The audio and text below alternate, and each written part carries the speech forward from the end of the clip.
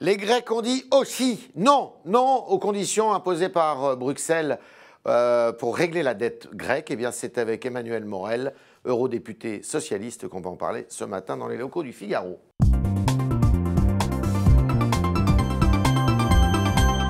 Emmanuel Morel, bonjour. Bonjour. Bienvenue dans ces locaux. Alors, les Grecs ont dit non aussi aux conditions de l'Europe. Est-ce qu'ils doivent sortir de l'euro ?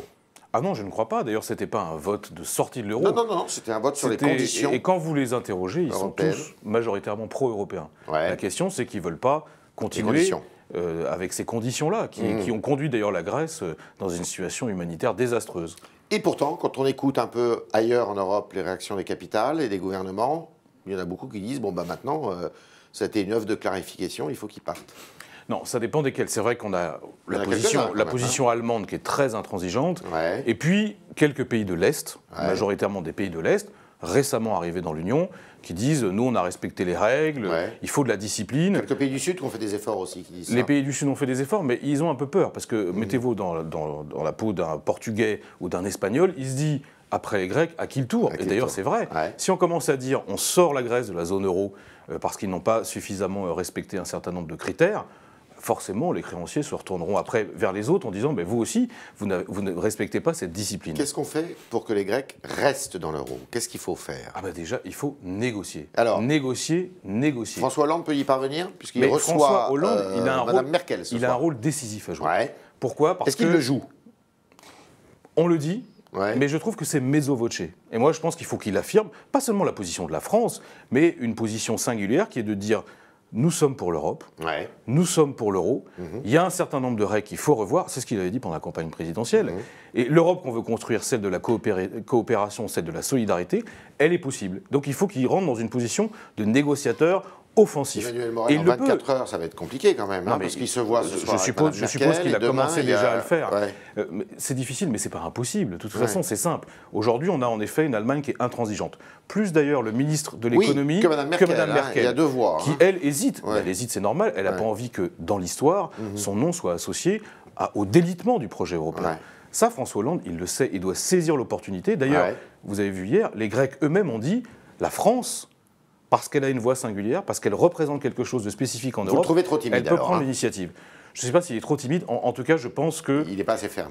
Il doit l'être davantage. D'accord. Il le peut, et il sera soutenu pas seulement par les socialistes français, il sera soutenu par tous les Français, qui eux aussi aspirent à une autre Europe, qu'on soit de droite ou de gauche. Éric Woerth, ce matin sur RTL, dit « Ok, mais il faut que François Hollande soit ferme ». Mais qu'il soit ferme, ça dépend, ferme sur quoi? Sur les conditions imposées à la Grèce. Mais je ne crois pas qu'il faille parler de conditions imposées à la Grèce. Aujourd'hui, il se passe quoi? Le vrai enjeu, c'est est-ce qu'on négocie sur la dette ou pas? Jusqu'à maintenant, les négociateurs ont dit on ne parle pas de la dette. Or, c'est le principal problème. On parle des réformes. Elle est insoutenable, il faut la rééchelonner. Il faut la restructurer. Il faut la restructurer, il faut la rééchelonner. Évidemment, ça ne veut pas dire qu'on efface la dette. Ça veut dire que... Restructurer la dette, ça veut dire effacer. On allonge la maturité, on regarde les taux. Ça a déjà été fait plusieurs fois dans l'histoire. C'est quand même pas quelque chose de révolutionnaire. Et puis, il faut laisser M. Tsipras et son gouvernement mener à terme ces réformes. Il faut lui laisser du temps. Et les réformes de Tsipras, elles sont intéressantes. Ce n'est pas forcément celles qui étaient préconisées par le FMI notamment. Mais celles qui étaient préconisées par le FMI, ça fait 5 ans qu'elles sont en place. On voit le résultat. Qu'est-ce qu'elle est de la crise? Madame Merkel? Non, je crois que le couple franco-allemand, évidemment, aura une importance décisive, mais surtout, c'est les peuples. C'est les peuples qui ont les clés. Et là, le peuple grec, il s'est exprimé. Et vous savez, si on demandait leur avis aux autres peuples, ils diraient on ne veut pas de cette Europe-là. Comment vous avez interprété la démission de M. Varoufakis? Est-ce qu'il a été démissionné par Alexis Tsipras? Je ne sais pas, je crois qu'il a considéré, c'est ce qu'il a dit en tout cas, que le fait qu'il parte allait faciliter la négociation. Parce qu'ils étaient arrivés dans une... Je ne sais pas, je sais qu'ils étaient arrivés dans une position de telle tension que ça devenait difficile. Mais encore une fois, l'enjeu aujourd'hui, c'est si on est attaché au projet européen, est-ce qu'on laisse se déliter, défigurer, ou est-ce qu'on construit quelque chose d'autre? Moi, je crois que c'est possible. Une question de droit, justement. Admettons que la Grèce sorte de l'euro.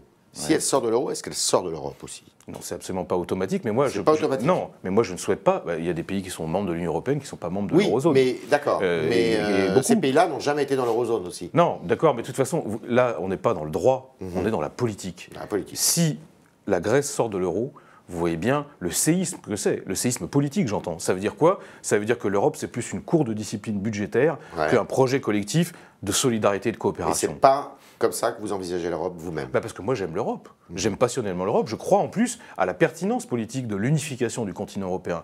Mais ça ne peut pas être fait si l'Europe, c'est que des sanctions et des règles. À un moment, il faut de la coopération, il faut de la solidarité. Vous êtes député européen. Oui, c'est vrai. Vous êtes déjà allé en Grèce, j'imagine. Oui.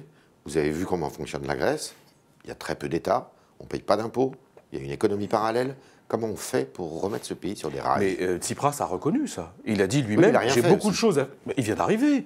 Ouais. Attendez, il vient d'arriver, ça fait 6 mois.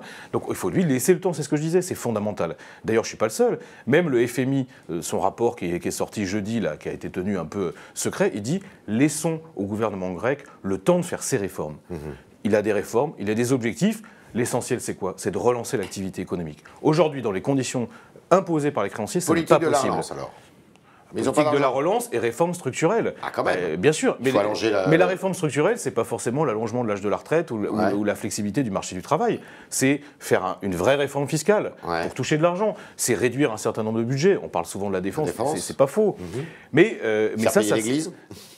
Je ne sais pas s'ils y arriveront, mais en tout cas, ça me paraît nécessaire.